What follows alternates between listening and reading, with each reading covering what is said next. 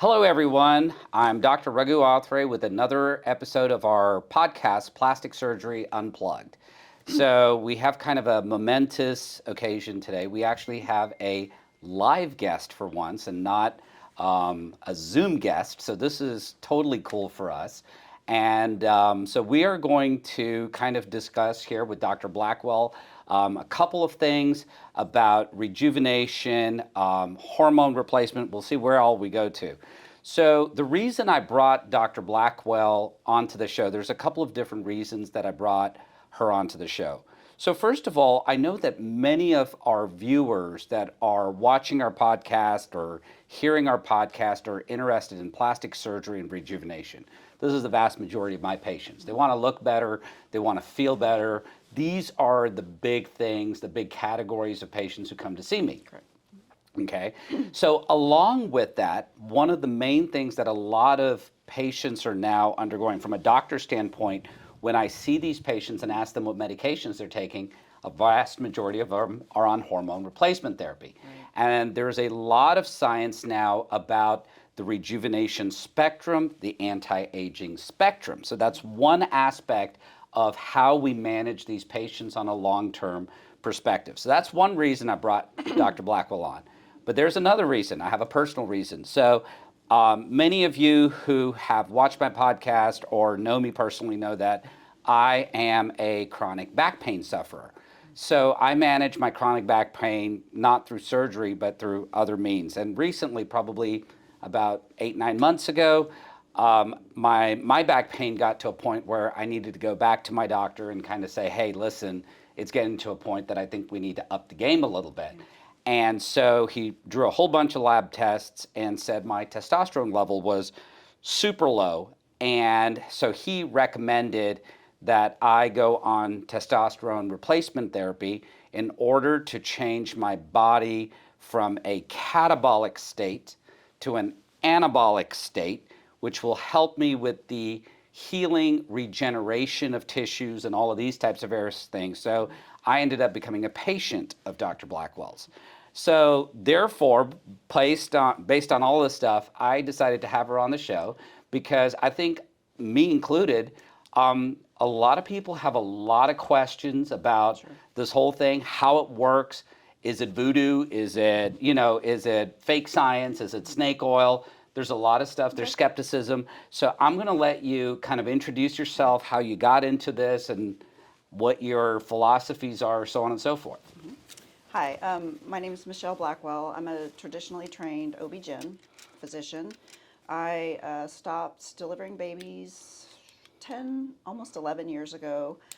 Lifestyle reasons, yeah. Family was very happy at that point because it was just eating me alive, actually, and talking about hormones. My hormones at that age, in my early 40s, were extremely out of whack. Cortisol out the roof. All my sex steroids were really, really bad. And I felt like crap, even though I wasn't working as much once I retired from the OB. So I then had just a gynecological surgical practice and, bread and butter, pap smears, birth control, heavy periods, all of that. I focused at that time on minimally invasive surgery, which I still do, but I felt a lack of fulfillment in my job. And because I like to help people, I like to change people's lives. Whatever I do, I want to make it better. So I kind of started getting into this functional medicine type medicine through a chiropractor friend that I knew. And I thought, well, I had all these patients on these bioidentical hormone creams, and I didn't know anything about them. I'm like, well, if your doctor gives them to you, fine, let them manage them. And then I thought, well, these women are saying, oh, they feel amazing, and no hot flashes, no night sweats, my libido's better, I look better. But at the time, in the anti-aging medicine community, the creams were it. So I decided I wanted to learn about what is all this hormone replacement about. So I pursued a board certification from the Anti-Aging Academy of Regenerative Medicine. So Say that 5 times faster. I know, I was like, I have to think of the acronyms. Anti-Aging Academy of Regenerative Medicine. So I actually learned a lot of very interesting things because it's not just hormone courses. It's, nutraceuticals to manage blood pressure and lots of different endocrine issues that we go through, cardiac stuff, immune stuff, cancer stuff. So I learned a lot of things that I don't really use on a daily basis, but it's in the back of my mind. So when I'm talking to patients, I'm like, well, maybe you should get this looked at. Maybe you should Right. try this and that and the other. Because traditional medicine doctors, which I'm kind of like a dichotomy personality, they know you need to take this drug. We're not trying to prevent something. We're treating your illnesses when they come.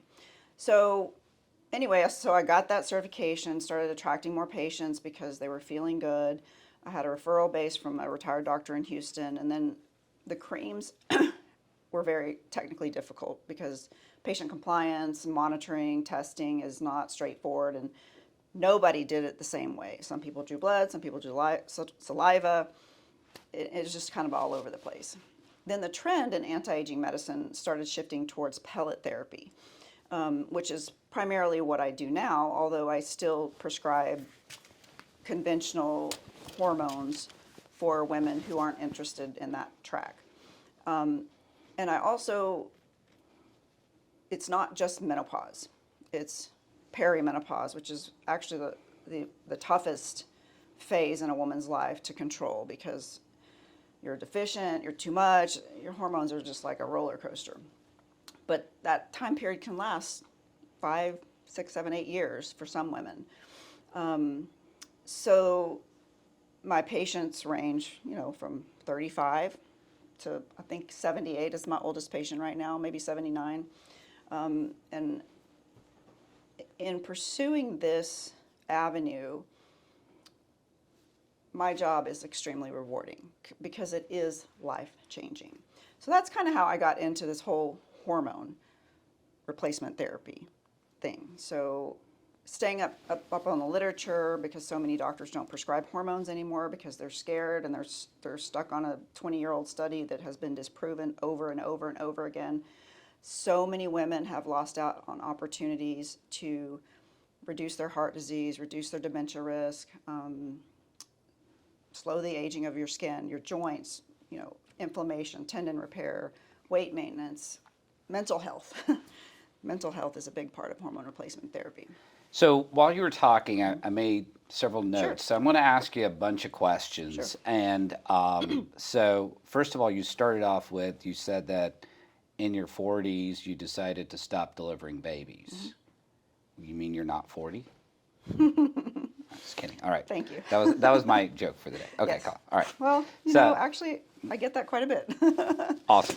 Well, I mean, this is part of it, right? I mean, Yeah. look good, feel good, think Right. good. This is why people are here. And to keep your body Yeah, absolutely. aging slower. We're all aging, but we want to kind of slow that process down. Okay, so let's break this down into two large categories, okay?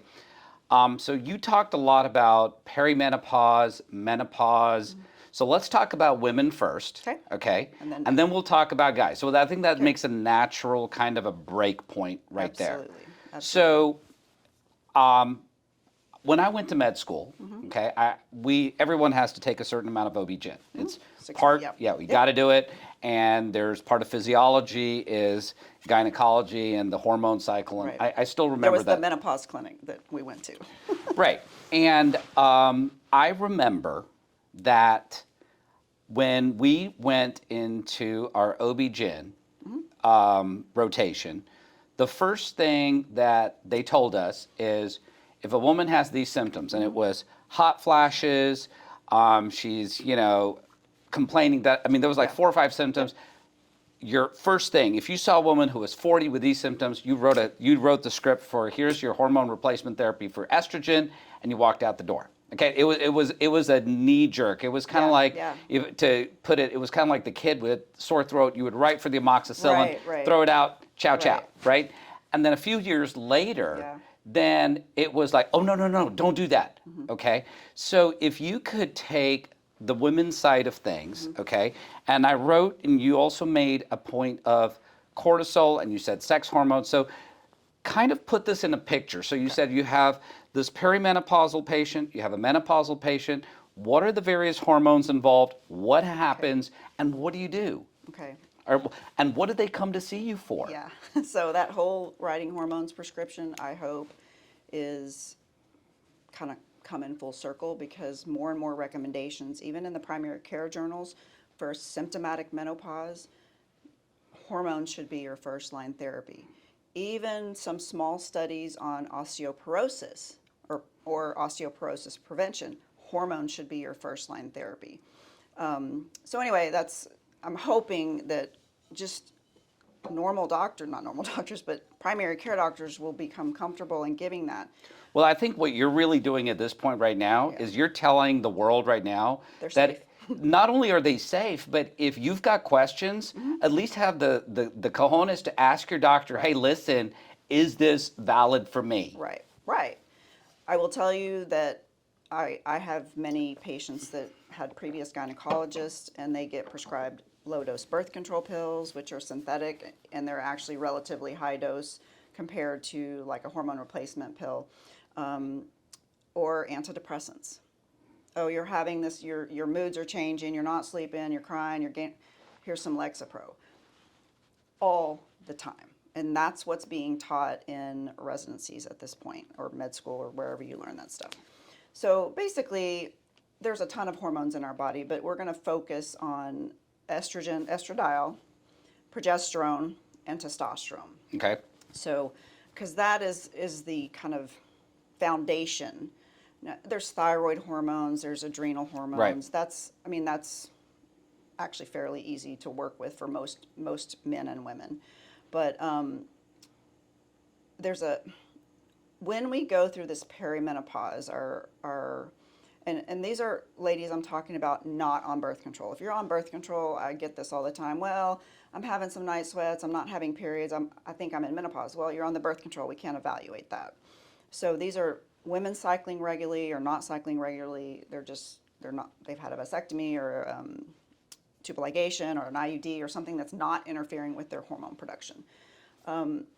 Mood changes, decreased libido, weight gain, even though you don't change anything, brain fog. Those things start, energy levels, just ability to function on your normal, your normal level, can start in your mid 30s, even though you may not go through menopause until 50. So that's kind of when they come in those years. I've gained 10 pounds, I'm doing this, I'm doing that, I'm depressed, I don't sleep, I don't want to have sex with my husband, even though I love him, I don't want to have sex with Brad Pitt if he walked in the door, it's just, that is not on their radar. And although I think of hormones as this anti-aging thing, but your quality of life is extremely important. And interestingly, when you look at a lab report on a woman and we do their testosterone and their estradiol and their progesterone, the testosterone and the estradiol are resulted in different units.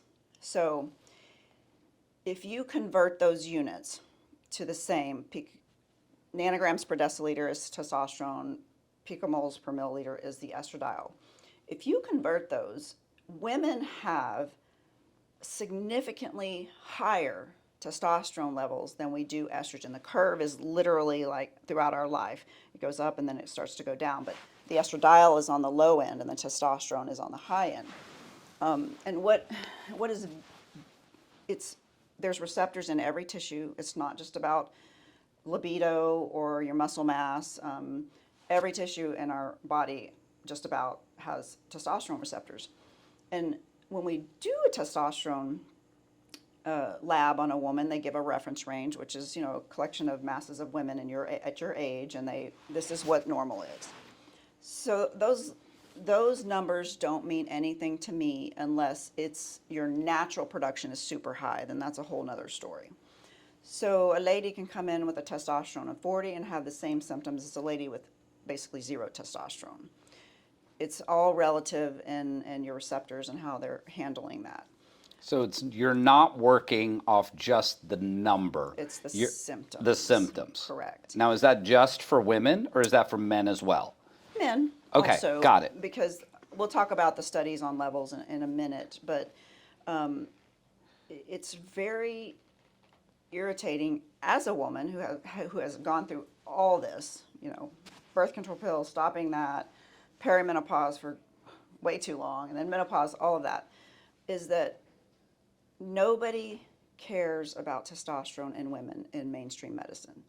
Well, I think in general, like if you say the word testosterone, we think dude. I mean, that's just Right. brain, It's just true. it's where we go. Right. So, like, for example, when you tell me right now, if you translate the units, the over a lifespan, the testosterone level is higher than the estrogen. I mean, I just learned something very Yeah, new and because I wouldn't I had a have. graph and I totally went off and forgot it, but Well, we'll it's try and it's get the graph from you, and then we'll okay, try and put sure, it up on the perfect. thing. But that's Um, kind of interesting it's because you would crazy. never think that. It is more biologically active in our bodies than estrogen. Okay. The estrogen and progesterone are very pivotal in ovulatory function and conception and that sort of thing. However, we still need to replace those when they go low. Typically, in a perimenopausal lady, those estrogen levels can be super high, and then they stop ovulating, so they don't have a balance between the estrogen and the progesterone. So let me recap what you're saying. Okay. So in a perimenopausal person, perimenopausal woman, sorry, in a perimenopausal woman, you're going to have lower testosterone, okay? Estrogen that is high, It fluctuates, but can be fluctuates, very high at okay? times, And yes. what happens with progesterone? If a woman stops ovulating, because I'll have ladies that come in and, I haven't had a period in a year, and they're having symptoms of hot flashes and night sweats. I can do their lab profile and their estradiol is high and they have zero progesterone because their Okay. ovaries aren't functionally ovulating. Not like it's done, you're over, you're not able to reproduce, because that's what menopause is. When your ovaries have nothing left to give, they stop working because evolutionarily our bodies are designed to reproduce. So with the progesterone, you get this imbalance. Like you may ovulate every once in a while, but you don't have enough to oppose the estrogen to cause that withdrawal period. So it's a pretty common situation in ladies that are going through perimenopause. They still can get that breast tenderness, but they don't bleed. The PMS symptoms also. And God, I'm so glad I'm a guy. yes. Okay. So, the first step in something like that, and this is testosterone aside, is to augment that progesterone to get a better balance. You still may not have periods, and I don't worry about that because it's not necessary if you're not trying to have a baby. So, testosterone being low also can amplify those PMS type symptoms. So, in a lady that still has plenty of circulating estrogen, if we augment with testosterone and progesterone, then that tends to work really well until it stops working, and then we have to add the estrogen in. Got it. That makes sense. Interestingly, I have a lot of ladies that have been on pellets, say, for years, and they're on their testosterone, their progesterone, and then since I continuously monitor my patients every time they get a pellet, I can kind of see when that menopause happens, because they don't often complain of those hot flashes and night sweats and things like that, because the current hormone replacement that they are on is mitigating those symptoms. I add it back in for health reasons, not because they're symptomatic, for bone protection, although testosterone is a significant additive to bone protection. Brain protection, estradiol has been shown to reduce colon cancer risk. Estradiol is like amazing, but too much is not good either. So I will add that in, or even if they're not symptomatic, because we want to give you replacement. We don't want to just replace one thing. So I'm going to add something to the viewer public just so that we can put all this together. Sure. So sex hormones, when we're talking estrogen and testosterone, so I'm just going to kind of make you think of something else. Sure. So all of you guys out there have probably thought of, or heard of these bodybuilders on anabolic steroids, okay? And it's very similar. Okay, I'm not saying it's the same thing, but think about this. So when you overdose on anabolic steroids, you're getting more muscle mass, less body fat. This is kind of the extreme end of the Correct. thing. Correct. So these hormones are very important for us to maintain muscle mass, maintain bone volume, because if we look at ourselves as we age over time, like I deal with faces, but even on faces, if I could get a CT scan of somebody in their 20 and then a CT scan of somebody in their 40, there's a significant amount of bone volume loss. And that's not just happening in the skull, it's also happening in long bones and all these things. And this is why you hear when someone is super old, they fell down and they cracked their femur, they cracked their hip, and all these types of various things is because that bone density has gone down. So these hormones are very important to combat that degradation of those connective tissues and bones. So she was talking about that. I just want to put the link in there. Correct. And another thing regarding osteoporosis is if you are an elderly lady, and an elderly, define that 60. I'm going to be there soon enough. So no, if you have osteoporosis and you fall and break your hip, a significant number of those people will die within the first year. Absolutely. Because when you stop moving, It's a chain reaction. It's a chain reaction. Correct. You've become osteoporotic, your bones are weak. So then you fall, you break your hip, and then in the recovery of the hip, you can't move, which makes you lose more bone volume. Correct. And now it's kind of like, It's a big snowball, yeah, and it's just this chain reaction until you're kind of an invalid. Absolutely. So we talked a little bit about estrogen. So group 1, perimenopausal women, yes. testosterone low, estrogen high, and progesterone low. So you're going to be replenishing testosterone and progesterone Correct. until they go into menopause, and then you're going to add a little estrogen. Correct. Yep. And honestly, Don't try this at home, guys, okay? I'm just letting you know. She's an expert, okay? honestly, when you go through menopause, it's so much easier to manage. It's like 9 days. Things just kind of get in a groove, and you replace and you replace and you replace, and then it's easy. So yeah, that's So let's flip gears and let's talk guys. Okay. What did they come in telling you about? What are their main symptoms? What are the top 3 things that you probably hear? Okay. And what are your thoughts, your philosophies, and how do you deal with it? And after we talk about men, I also want to talk a little bit about dosing and safety of testosterone, all that. Oh, we're going there We're going there, yes. because one of the things I want to say this, and we're going to say this 20 times through the process of this, okay?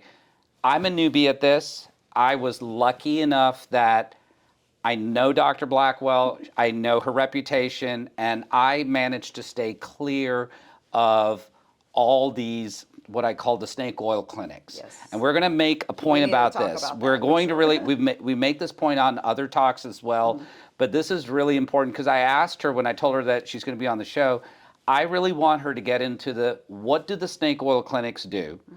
Why do I need to go see her? Okay, I mean, you guys, wherever you are, should really just come and see her and save yourself a lot of time and energy.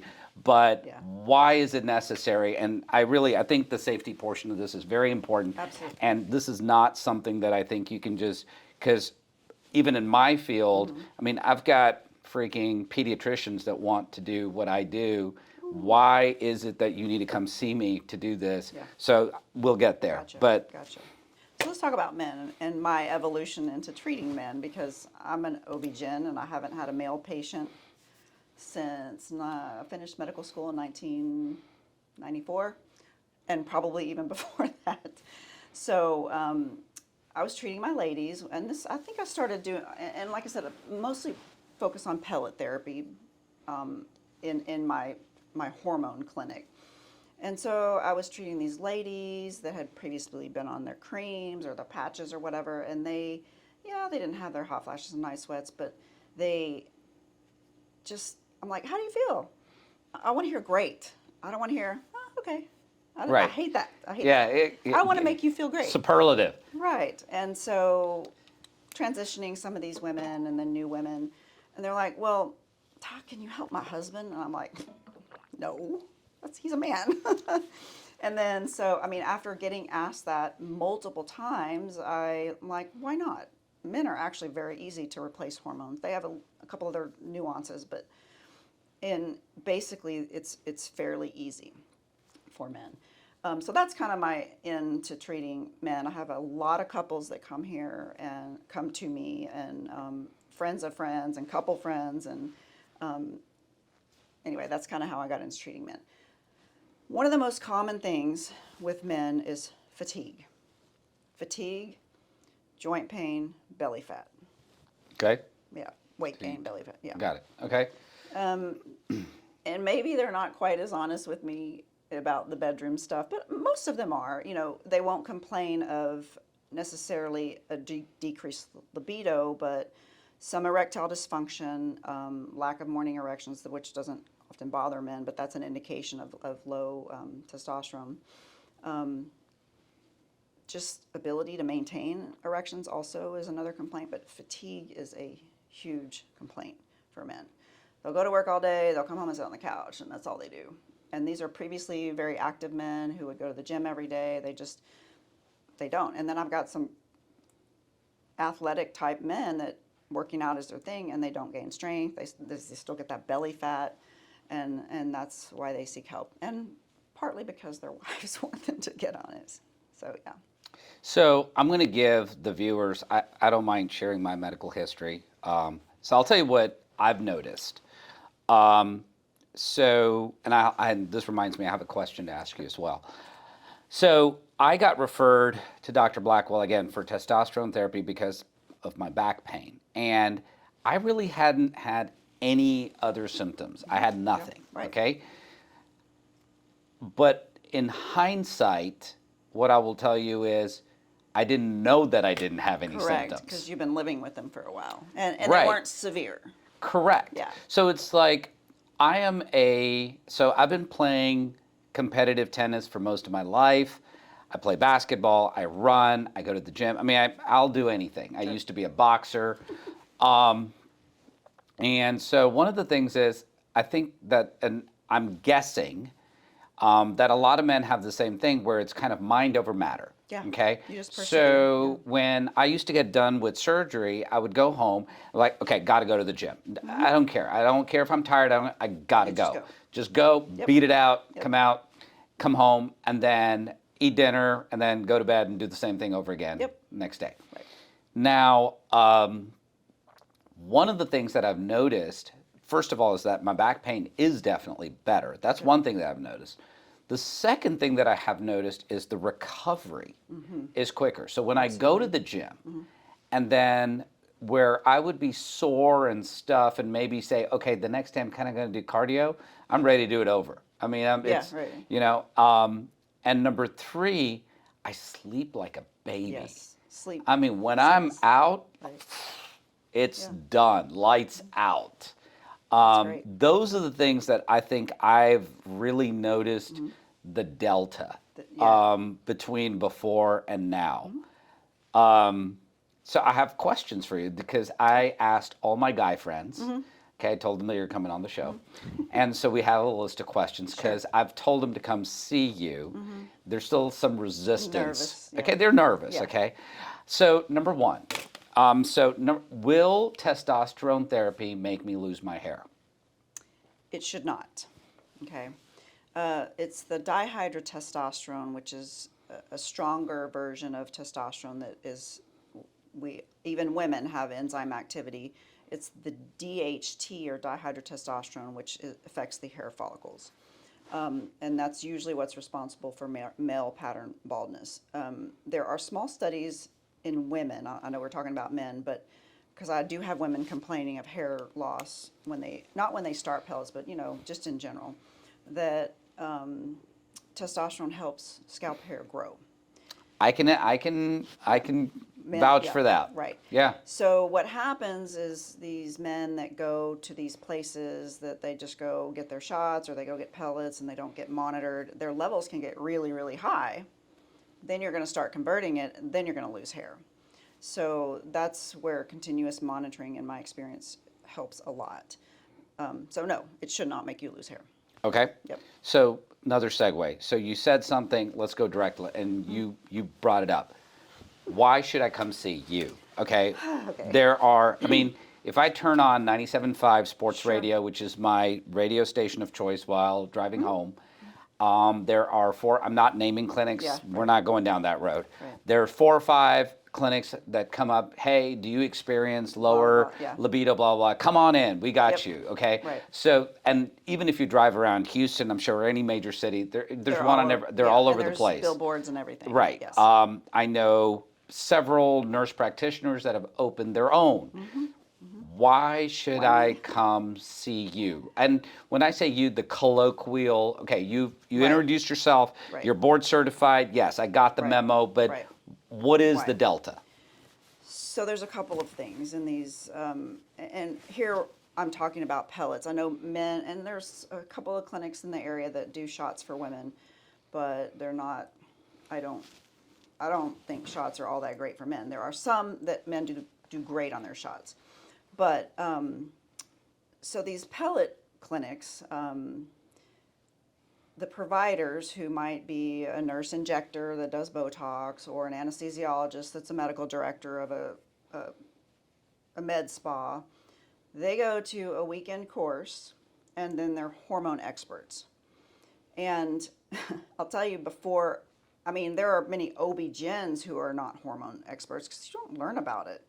It took me 3 years to complete all of my training to get my board certification. But then That's it's almost just, like another residency. yeah, and it's not clinical. Right, but I hear you. It's lots and lots Yeah. of meetings and virtual lectures and stuff like that.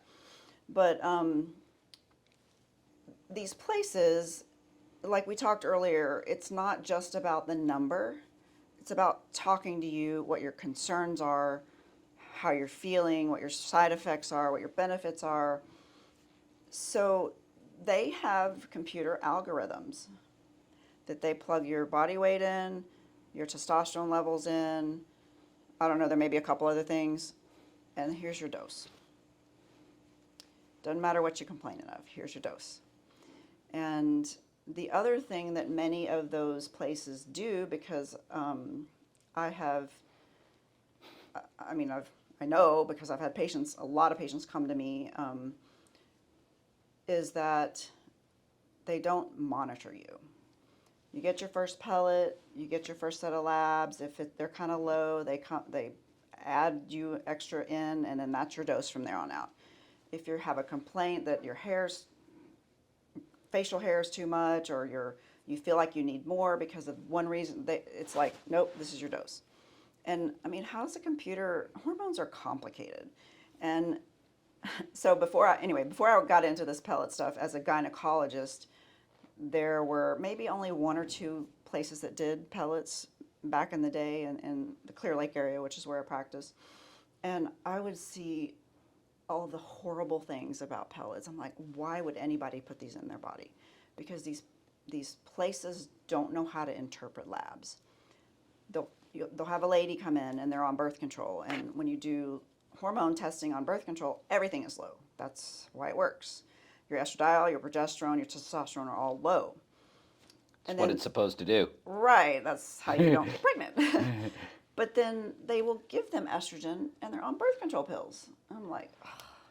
Or you'll have a perimenopausal woman that is one day into her period and her estradiol is low, and they'll give this lady estrogen because she's having hot flashes or because her estrogen is low, and then they come in bleeding for a month straight or having periods every 2 weeks, because you have to, in a cycling woman, you have to interpret labs based on when your period is.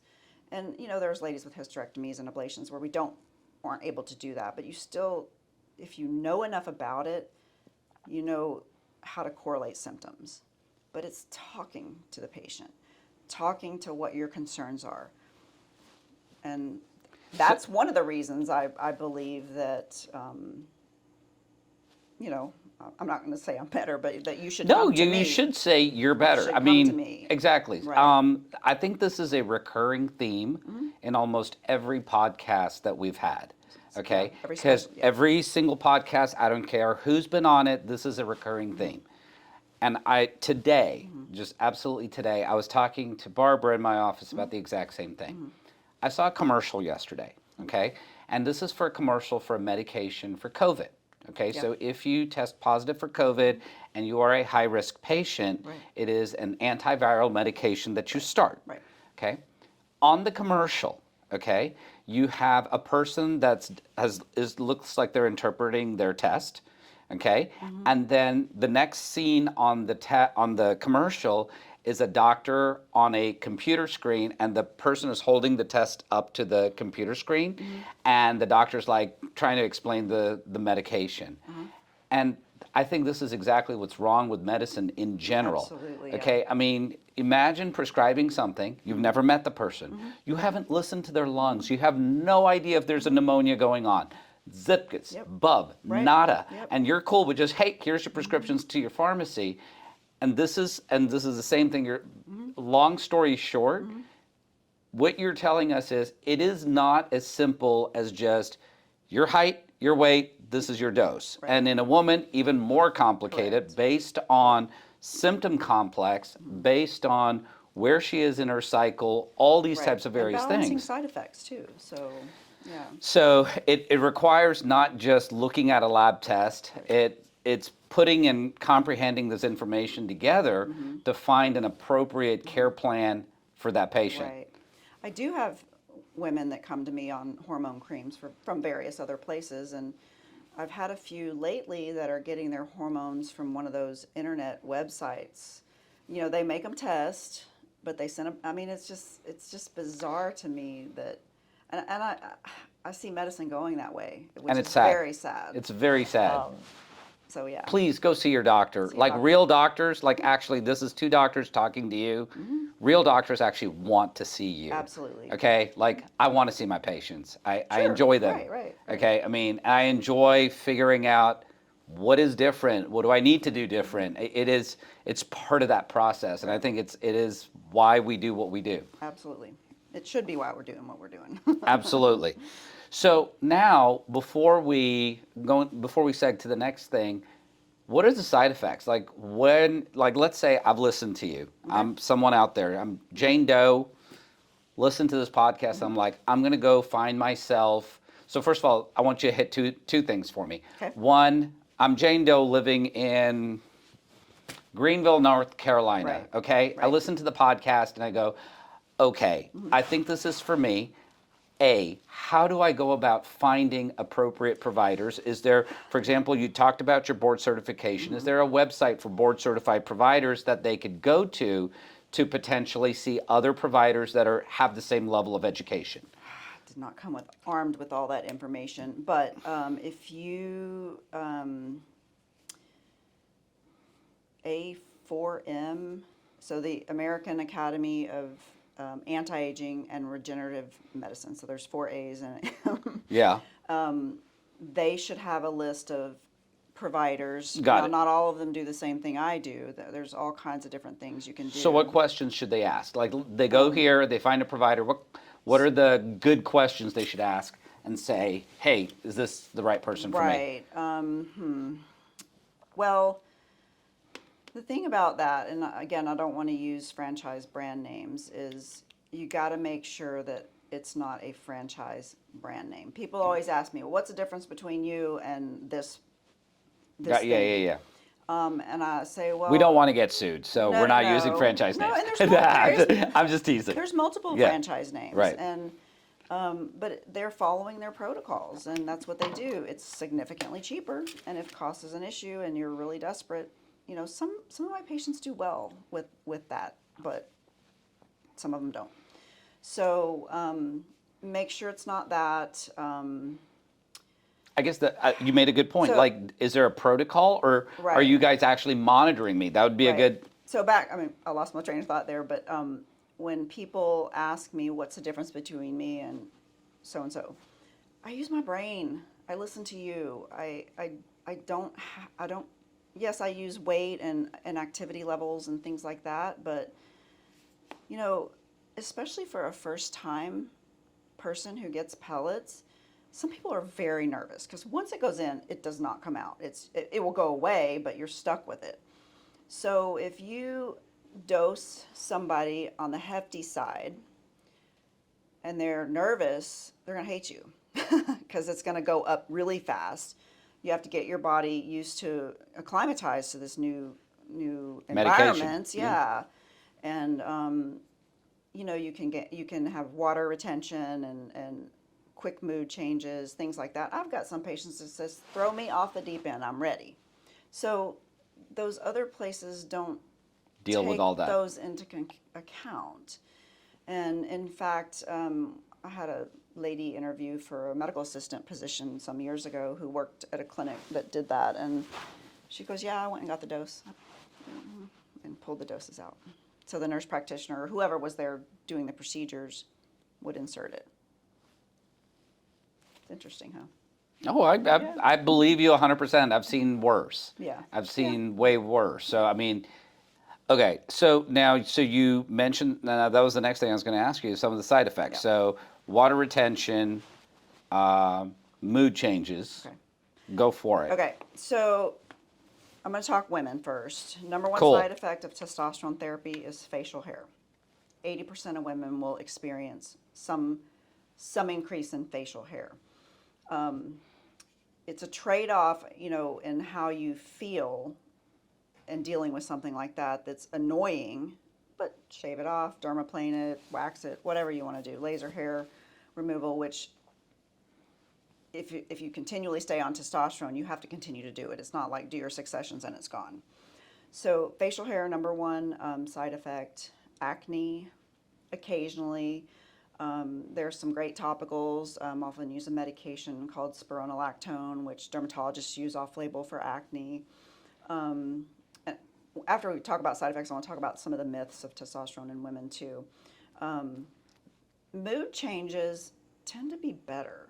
It Okay. is a myth that testosterone makes you aggressive. I have ladies that like their testosterones in the 400s, and they're happy as they can be because testosterone is an amazing treatment for anxiety.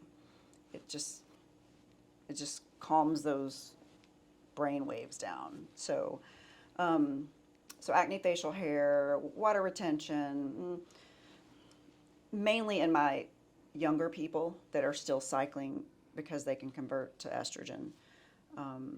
Those are the main things as far as side effects. A myth of testosterone therapy is it makes your hair fall out in women because there's studies that state otherwise. Now, everybody's body's different. The number one reason for hair loss, age and genetics. Number two. So I have ladies that it's a significant problem, and also in the last few years, COVID can trigger a lot of hair loss, that complain about it and they're convinced it's their hormones. You have to have plenty of estrogen to help your scalp hair grow and not run ladies on the higher side because that's where I see it happen more than usual. So the higher you like to run, as far as, and when I say like to run, is that I have kind of a cutoff where I don't let people run over long times because it's just not, there's no reason for it. Right. And you end up, the higher you are, the more side effects you get. So we kind of have to balance, where a woman's sweet spot is into potential side effects. So when you hit that, I'm going to hit the other myth. What about men and testosterone therapy and prostate cancer? Just like estrogen and breast cancer, it does not cause prostate cancer. Did you guys hear that, please? It Can you does say that one more? not cause prostate cancer. Thank you. So the interesting thing about prostate cancer is that, when a man gets prostate cancer and they put them on the hormone gonadotropin blocker that basically drives a man's testosterone to 0. It doesn't matter if your testosterone's 200 or 300 or 800, it's going to stimulate the prostate in the same way. So I actually have a gentleman who, and my colleague has a couple patients like this too, of course with the approval of the radiologist, who is on testosterone therapy 6 years after his treatment because he was miserable. And, so it does not cause prostate cancer. Cool. Yep. I do monitor PSAs, absolutely. I know once a year is probably adequate, but I'm a little more conservative, so I'll just do it a couple times a year just to make sure that things aren't creeping up. All right. So we're hitting close to about an hour. So I'm going to do a couple of recaps, Okay. and then I'm going to let you say a few words, Okay. and then I'm going to go ahead and finish up here. So recaps that, and correct me if I'm wrong, okay? So the first of all, I think that what I learned from you today is that there is, when we talk about rejuvenation, okay, or renewal, or all these, we can put all these different acronyms and Right. words and all this kind of Right. stuff. There's a big push to be healthy, Yes. feel good, maintain our bodies to the maximum that we can. Yes. And part of that is maintaining the hormonal milieu to make sure that that happens. Correct. And in order to do so, the main three hormones that we're looking at are testosterone, estrogen, and progesterone. Correct. And the reasons, this is not something that's just a if-then statement where someone does this, let's go put them up with 3 pellets. And Yeah. so there's a lot more to this. I mean, we've kind of described some of these things here, but the end-all game thing is that got to see someone who is knowledgeable, experienced, knows what to do, and is truly interested in this, that cares. wants to Yes. do something about this. Yes, I agree. So back to my introductory comments about fulfillment in my professional life. This part of my practice. Look at that smile when she's talking about fulfillment. I mean, sometimes Please, I everybody, get- look at that smile. I just, to impact people's lives as much as this does, and listening to my patients, I can't count the number of times where, you're the first person that's ever listened to what's going on with me. Saving marriages, honestly. Husbands that come in with tears in their eyes, thank you for giving me my wife back. Not just about the sex part, but about their whole self. I mean, it's just like, I just get chills sometimes when people say stuff and thank me for improving their life. And this is quality of life. They don't often think about the health benefits because they're in the here and now and they want to feel good. They're tired of being a shell of themselves. And like I said, also is that doctors throw antidepressants out at women. And that's the number one reason so many middle-aged women are on antidepressants is hormone changes. So, and because our hormones and our neurotransmitters are all very intimately connected. We didn't really talk a lot about the data on safety, and that's probably a whole nother hour. But testosterone in women has been demonstrated to be safe as well as effective. And they've got lots of studies on trans males who run their testosterones at significantly high levels, that there's no increase in cardiac disease, there's no increases in cancers, there's no increases in blood clots. And that's another thing that, blood clots and heart disease, people are like, oh, you can't take that. If it's done correctly and in the right modality, that stuff improves. And so breast cancer and hormones, that's the number one reason women are afraid to take hormones. Oh, no. My aunt had breast cancer. No, or no, I don't want to get cancer. Estrogen and progesterone, and I'm talking about not the synthetic stuff, the bioidentical, and which you can get by a regular prescription, has been shown not to increase a woman's risk for breast cancer. Testosterone pellet therapy is very well studied in actual breast tissue, that it is what we call anti-proliferative, meaning your tissue doesn't proliferate at abnormal rates, and actually can reduce a woman's risk of breast cancer. Interesting. Yeah. And I do have several breast cancer patients that I have on testosterone, not estrogen, and an estrogen blocker, and it really helps get their lives back. And That's so, awesome. yeah, I think you had mentioned a question about somebody who cannot be on hormones, or that kind of thing. If you're not done having kids, now with a man, we can treat temporarily with a different medication to stimulate the testes from atrophying, and then they stop it. They can have their kid. I've got a couple men that have done that, but women need to be done with childbearing and be on some form of contraception. Although I don't let my patients take birth control pills because that mitigates what we're giving people. Those places that we talked about, they put them on birth control pills, which, you know, that's just it's their, you know, easy solution. yeah, Easy button. yeah. So we have alternatives for that. So safe, highly effective, not covered by insurance, which is another, you know, whole other thing, but and life changing. So thank you so much for joining us today. This was awesome. I mean, I learned a bunch today. So anybody who wants to get in touch with Dr. Blackwell, her website is www.michele, that has one L, md.com. I will put her website as well as all of her office information in the description to the podcast at the bottom. And what is your phone number for your office? 832-932-5138. So anybody have any questions, please reach out to her. If you don't remember how to reach out to her, please give our office a call and we will forward the information to her. I appreciate all of you guys listening to us and joining us on the podcast today. So again, this is Plastic Surgery Unplugged. Please make sure you hit the subscribe button and stay tuned for future episodes. This is Dr. Raghu Athre saying thank you for joining us. Ciao.